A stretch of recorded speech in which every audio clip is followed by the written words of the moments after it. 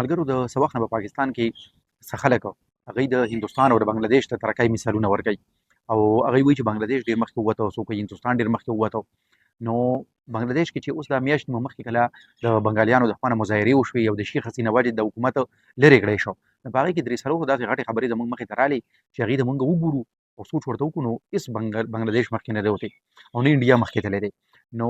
هغه درې څلور خبرې څه دي؟ نو ګورئ لومبۍ دا ده که نه چې خلکو به وي چې اکنامیکلي بنګلادیش ډېر مخکې لاړ. نو که اکنامیکلي بنګلادیش دومره ښه و نو بیا ولې دا خلک د حسینه واجد د حکومت خلاف راوتل او هغه یې مجبوره کړه چې هغې استعفا ورکړه. په هغې کې یو غټ ریزن دا و چې اکانومي ښه نه وه، خلکو حالت ښه نه و. دویمه چې کوم دی نه دا خبره وه چې حسینه واجد هلې استعفا ورکړه چې کله آرمي منځ ته راله او آرمي چې کوم دی نو حسینه واجد ته وویل چې ته اوس استعفا ورکړه. نو دلته کې به خلکو وي که نه وي بنګلادیش وي چې فوج کنټرول کړو وي هغې ترقي وکړه. نو فوج هلته کې کنټرول نه دی او آرمي اوس هم هلته کې ډومیننټ ده. یو دا چې وزیر اعظم ته یې ووایي چې استعفا ورکړه نو هغې بیا استعفا ورکړه. دویم چې تر کومې پورې دا اوس چې دا کوم عبوري مشر د هغې ناست دی یونس صاحب او دی لا خپلې عهدې له نه و راغلی سوګند یې نه و پورته کړی نو تر هغې پورې دا اختیار په اصل کې د آرمي لاس کې و. بله درېیمه خبره دا چې کله هغه خلکو مظاهرې کولې نو په هغې کې موږ تاسو ولیدل چې هغوی د شیخ مجیب الرحمن چې د ملک باني و او هغوی ورته د هیرو په نظر باندې کتل د هغه د مجسمو یې ډېرې بې عزتۍ وکړې او ماتې یې کړې ولا که نه موږ دا کنکلوډ کولی شو چې لکه دا اوس وګورئ په تړ ورلډ کې چې کوم دی نه د ټولو خلکو هغه مایند سیټ هغه لیول چې کوم دی میچورټي لیول چې دی د دې پولیټیکل اویرنس کانشیسنس چې کوم دی کومه پوهه چې کومه ده هغه د هغوی تر دې حده پورې ده چې دی کله په غوسه کې راشي جذباتیان شي نو بیا دی د خپل ملک چې چا له مرګ جوړ کړی دی نو د هغه سره هم داسې سلوک کوي که نه. نو د نن په دې ویډیو کې په دې باندې خبره کوو که نه چې دا درېیمه دنیا چې ورته ویلې چې تھرډ ورلډ نو په دې کې چې کوم ملکونه دي پاکستان په شان نور ملکونه د دې مشترکه خصوصیات څه دي کامن فیچرز یې څه دي که نه. نو د ټولو نه اول ځان په دې پوهېږو چې دا درېیمه دنیا وایي څه ته. نو ګورئ دا د دویم جنګ عظیم نه پس چې کله په دنیا کې دوه سوپر پاورز وو امریکا او روس او د ټوله دنیا چې دی نه دا په دا ملکونه چې وو د دوی په دوو ډلو کې تقسیم شوي وو څوک د امریکې ملګري او څوک د روس ملګري وو. نو چې کوم د امریکې ملګري وو نو هغوی ته به یې فرسټ ورلډ وي چې کوم د روس ملګري وو هغوی ته به یې سیکنډ ورلډ وي او چې کوم داسې وو چې هغه غیر جانبدار وو نه امریکې سره وو نه روس سره وو نو هغوی ته به یې تھرډ ورلډ وي. نو دې کې بیا فرق ومو ځکه چې امریکې سره کوم ملګري وو نو ویسټرن یورپ او جاپان او استرالیا کینیډا نو دا ترقي یافته ملکونه وو. او دا دویم نمبر چې کوم چې روس سره کوم نو په هغې کې اکثر هغه ملکونه لکه چین نو چین هم نوی نوی آزاد شوی او ښه غربت و پکې ایسټرن یورپ دا کوم ملکونه چې ورسره وو نو دا چې موږ د فرسټ ورلډ سره کمپیر کول نو دوی په ترقۍ کوم لکه وروسته نو ځکه ورته سیکنډ ورلډ به وي. او تھرډ ورلډ چې کوم نو دا هغه ملکونه وو چې دوی نوي نوي ازادي اخیستې وه او اکنامیکلي ډېر زیات خراب و ډېر زیات غربت و پکې څنګه چې د ازادۍ نه پس د انډیا او د پاکستان حال و که نه نو دوی ته به یې تھرډ ورلډ وي. اوس په موجوده دور کې دا ټرمینالوجیز چې کوم دي دا ایرریلیونټ دي خو بیا هم پبلک چې کوم دی پبلک دا ټرمینالوجیز یوز کوي او زمونږ پاکستان او انډیا داسې ملکونو ته تھرډ ورلډ وایي. نو اوس چې دا ایرریلیونټ دي نو ریلیونټ کوم دي د دې لپاره کوم ټرمینالوجیز یوز کېږي نو اوس چې کوم یوز کېږي نو هغې کې یو دی ډیولپډ ورلډ د ډیولپډ ورلډ د هغې فرسټ ورلډ لپاره یوز کېږي کوم چې ترقي یافته ملکونه دي خو اوس په هغې کې هغه سیکنډ ورلډ والا چې کوم وو هغه د روس چې کوم ملګري وو نو هغې کوم داسې دي چې هغې ترقي کړې ده او فرسټ ورلډ ته ترقي یافته دنیا ته داخل شوي دي. دویمه چې کومه کټګري ده نو هغه ډیولپینګ نیشنز ده او ډیولپینګ نیشنز کې هغه ملکونه دي چې هغوی ترقي خو کړی نه ده خو د ترقۍ په لار روان دي تیزه ترقي کوي. نو په هغې کې د انډیا برازیل او تر چینه پورې چې چین هم دا تر اوسه پورې مکمل ترقي یافته ملک نه دی ساوت افریقا میکسیکو او د بنګلادیش او پاکستان پورې. درېیمه چې کوم دا کټګري نو هغه لیست ډیولپډ کنټریز ورته وایي چې ډېره زیاته کمه ترقي کړې ده. نو هغه اکثره هغه ملکونه دي که نه چې هغې کې جګړې وشوې اوږدې جګړې یا پکې اوږدې جګړې روانې دي یا پکې خانه جنګي د کورنۍ جګړې دي پکې لکه څنګه چې افغانستان عراق لیبیا شام دا لبنان او افریقا کې چې کوم هغه ملکونه دي چې په هغې کې کورنۍ جګړې دي نو دا هغه لیست ډیولپ دي چې دا د پاکستان نه د انډیا نه د دې ملکونو نه هم وروستو دي. اوس چې خپل ټاپک طرف ته راځو چې د دې ملکونو کامن خصوصیات دي نو هغې کې لومبې پولیټیکل چې د دې کوم فیچرز دي کوم خصوصیات دي نو هغه به وو. نو په دې ملکونو کې اکثره چې کوم دی امریت دی ډیکټیټرشپ دی او ډیکټیټرشپ هغه حکومت ته ویلی شي کوم حکومت چې په زوره باندې راغلی یو اختیار او اقتدار یې په لاس کې اخیستی او بیا هغوی اکثره لیدل کېږي هم په زوره دې کې ډېرو ملکونو کې خو ډیکټیټرشپ دی لکه چې اوس څنګه په برما کې هم فوجي حکومت دی د افریقې ډېرو ملکونو کې فوجي حکومت دی. نو یو خو دا ده. دویم چې کوم دی نه که چېرې دې کې امریت نه دی نو دې کې هایبرډ نظام دی. هایبرډ داسې دی چې مخامخ لکه داسې شو ورکوي چې دې کې جمهوریت دی خو په ایکچوال کې جمهوریت نه دی په ایکچوال کې اختیار او اقتدار چې کوم دی نه دا اکثره د فوج په لیس کې نو دا لکه پاکستان اوس مثال دی که هغه د عمران خان حکومت او که اوس د شهباز شریف حکومت دی نو په ایکچوال کې اختیار هغه ملټري اسټابلیشمنټ سره وي. داسې نور هم د پاکستان په شان ملکونه شته لکه مصر دی نو مصر کې السیسي چې دا کوم صدر دی دا په اصل کې ارمي چیف او د صدارتي انتخاب دپاره یې چې کوم دی استعفا ورکړه بیا یې ځان صدر کو دې ته هایبریډ نظام ویلی شي او براینام جمهوریتونه دي په تھرډ ورلډ کې دا ناقص جمهوریتونه دي په اکچوال کې چې کومه ډیموکراسي ده په یورپ کې یا په ترقي یافته دنیا کې نه هغه شان دلته کې لا نشته بلکې هغې د رسېدو ته دوی د ډېر عمر پاتې دی دې کې یو د انډیا را یو خبره ده کېدای شي یو ملک به نیم پکې بلي چې هلته کې جمهوریت وي او لږ ښه جمهوریت وي خو بیا هم د انډیا جمهوریت د مودي په حکومت کې چې کوم دی نو په مخکې درو په ځای باندې په وروستو باندې راغلی دی دویم چې کله موږ دا خبره کوو چې دلته کې ډیکټیټرشپ دی یا هایبریډ نظام دی نو دویم فیچر هم دغه دی چې په دې ملکونو کې فوج طاقتور دی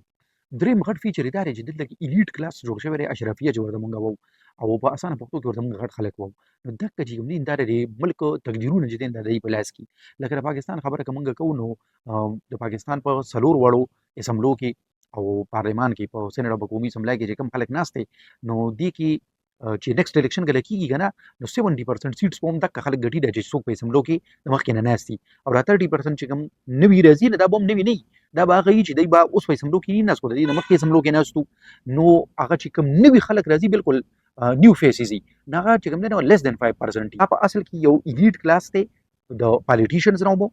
کریم بیوروکریټس چې کوم دي هغه ومو او دا کشان چې کوم دی ملټري اسټابلیشمنټ کې چې کوم جنرالز دي جرنیلان دي هغه ومو او ورسره د کارپوریټ سېکټر دا غټ غټ سیټان چې کوم دي هم دغه خلک دي دوی یا په خپله په اسمبلو کې ناست دي یا که په خپله په اسمبلو کې نه ناست نو څوک د دوی په سر باندې په اسمبلی کې ناست دي نو د کارپوریټ سېکټر والا ومو تر دې پورې چې په عدالتونو کې په غټو عدالتونو کې ناست ججز چې کوم دي د هایر کورټسو هغه یو دا د ایلیټ کلاس هغه حصه ده اشرافیه چې ورته ویلی شي نو دې ملکونو کې مسله دا ده چې دوی هر څه په خپل موټي کې دي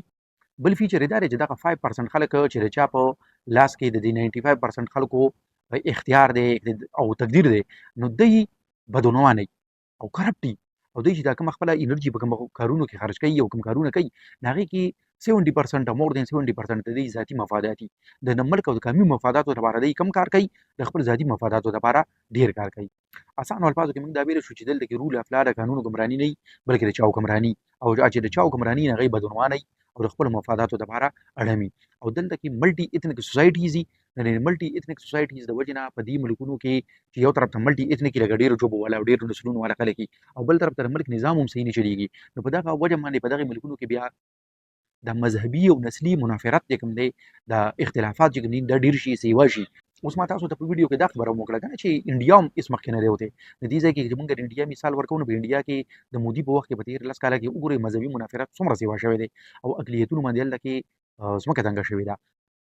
موږ که شارټ دی وو نو یو داسې پولیټیکل سیستم دی چې په هغې کې د عوامو د خلکو استحصال کېږي ایکسپلوټیشن کېږي خو د دغې ایکسپلوټیشن ذمهوار هم پخپله د عوام دي ځکه چې اوټونه هم دوی خلکو له ورکوي د زنده‌باد او مرادآباد چغې هم دوی وباسي ورپسې او هم دغه عوام دي چې د شیخ مجیب الرحمن مجسمه یې ماته کړه نو آیا د هغې خلکو مجسمې ماتول کوم خلکو چې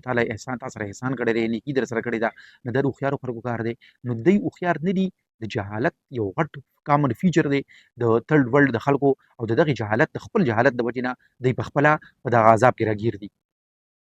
اوس دویم نمبر د سیاست نه بس که خبره کوو نمبر د سماج خبره وکړو د معاشرې د سوسایټۍ خبره به وکړو دې ځای کې د تھرډ ورلډ چې کوم فیچرز دي که نه نو هغې کې یو څو داسې دي چې ښه دي لکه په هغې کې موږ ترقي یافته دنیا نه هم ښیو په هغې کې یو دا دی چې دلته لا خانداني نظام ژوندی دی نو که وګورئ که هغه د هندوانو ملک دی که هغه د مسلمانانو ملک دی او که هغه په دې تھرډ ورلډ کې یو داسې ملک چې هلته کې بودي بودیسټ پکې یا پکې نور څوک خو خانداني نظام په خپل ځای باندې موجود دی او په یورپ کې په ترقي یافته دنیا کې هلته کې ډېر خلک به تاسو ته داسې میلاو شي چې د هغې خاندان دي دویم دلته مشترکه خانداني نظام دی خلک په یو داسې سماج کې اوسېږي معاشره کې چې هغوی په غم خدای باندې د ضرورت په وخت باندې د بیمارۍ په وخت باندې د یو بل په کار راځي خو څنګه چې موږ ووایو چې ملټي ایتنیک سوسایټیز دي ډېر نسلونه دي پکې نه چې څومره نسلونه او څومره ژبې یا څومره قومونه نو دومره زیات پکې کلچر ځي خو ورسره دې ځای کې غټه مسله په معاشره کې چې کومه ده نه د تعلیم کمی دی د تعلیم کمی دلته کې شته او د تعلیم د کمي د وجې نه دغه جهالت دی ناپوهي ده د دغې ناپوهۍ د وجې نه دوی بیا سیاستدانان هم دوکه کوي او دوی پخپله هم خپل حال بدلولو ته تیار نه دي کېږي زاړه روایت خوښوي نو زاړه روایت خوښول بده خبره نه ده خو چې کله دا ستا د ترقۍ په لاره کې خنډ جوړېږي نو بیا پرېښودل پکار دي او د دغې تعلیم د کمي د وجې نه دوی انتها پسند دي ایکسټریمیسټ دي یا چې کوم دی نو یو طرف ته یا بل طرف ته چې خلک وایي که نه وایي د فلانکي نه دوستي ښه ده نه دښمني ښه ده دغه انتها پسندي چې کوم ده نه د دې د وجې نه دوی په سیاسي ټوکړو کې په ډلو کې تقسیم دي په مذهبي ډلو کې تقسیم دي او دغه تقسیم چې کوم دی نه دا تقسیم در تقسیم معاشره چې کوم ده دا د تھرډ ورلډ یو خصوصیت دی او دا څه نه دی اوس د ویډیو په درېیمه په اخري حصه کې چې کوم اکنامک فیچرز دي د هغې جایزه اخلو د اکنامک فیچر دا دی چې اکانومي ښه نه ده لکه د شمار د یو څو ملکونو نه علاوه دلته اکانومي ښه نه ده، او چې موږ ته کوم ښه ښکاري لکه هندوستان دی، او د هندوستان اکانومي موږ ته ښه ښکاري چې اوس 5م نمبر غټه اکانومي ده، خو ابادي ډېره ده، د هغې د وجې نه فی قسم دنۍ لحاظ سره پر کیپټا انکم لحاظ سره دی ډېر وروسته دی، هلته لا اوس هم ډېر غربت دی. او بله غټه مسله پکې دا ده چې په دې تھرډ ورلډ کې سره د هندوستانه دلته یو شارپ کلاس لایف دی، نو غربت دی، خو غربت داسې غربت دی چې یو طرف ته د مکیش امباني د زوی په واده باندې څومره پیسې لګي، او بل طرف ته په دغه هندوستان کې د دنیا د ټولو نه لویه کچې آبادي ده، په دغه هندوستان کې په کروڑونو خلک لا اوس هم داسې دی چې هغوی په کور کې یا واشروم نشته، یا ورته بجلي نشته، یا ورته نور بیسیک سهولیات چې دي هغه ورته اویلیبل نه دي، او په دې وجه چې دلته کې فولي انډسټریالایزډ اکانومیز دا نه دي، او لا اوس هم چې کوم دی په کیتي باړي باندې د خلکو هغه ګزر بسر دی، نو د دې د وجې نه بېروزګاري هم ډېره ده، او چې کله بېروزګاري ډېره وي او نو غربت ډېري، چې غربت ډېري نو بیا د خلکو هغه لیوینګ سټینډرډ چې هغه لوی های نه وي. په معاشره کې یو مکمل عدم مساوات دی، څنګه چې عزیز مانیروال وایي چې خدای زمونږ چغې اورې که نه، څوک بادشاهي او څوک ډوډۍ غواړي، نو څه خلک خو د بادشاهۍ لپاره چې کوم دی اړم دي خپله ټوله انرژي هغې طرف ته صرف کوي، او بل طرف ته خلک صرف ډوډۍ پورې اریان دي، او د دې د وجې نه چې د ترقۍ په لار روان دي، نو ښارونه چې کوم دی نوي نوي ښارونه پکې جوړېږي، یا پکې چې کوم اګزسټنګ ښارونه دي د هغې د ډېر ریپټ اربنایزیشن د وجې نه د هغې آبادي تیزۍ سره سیوا کېږي، نو ښارونه خو ایکسپینډ کېږي، خو دغې ښارونو ایکسپینشن سره بیا مسلې هم راځي. امید دی د ویډیو نه به تاسو زده کړه کړي، بلې ویډیو کې به بلې موضوع سره راشو. د الله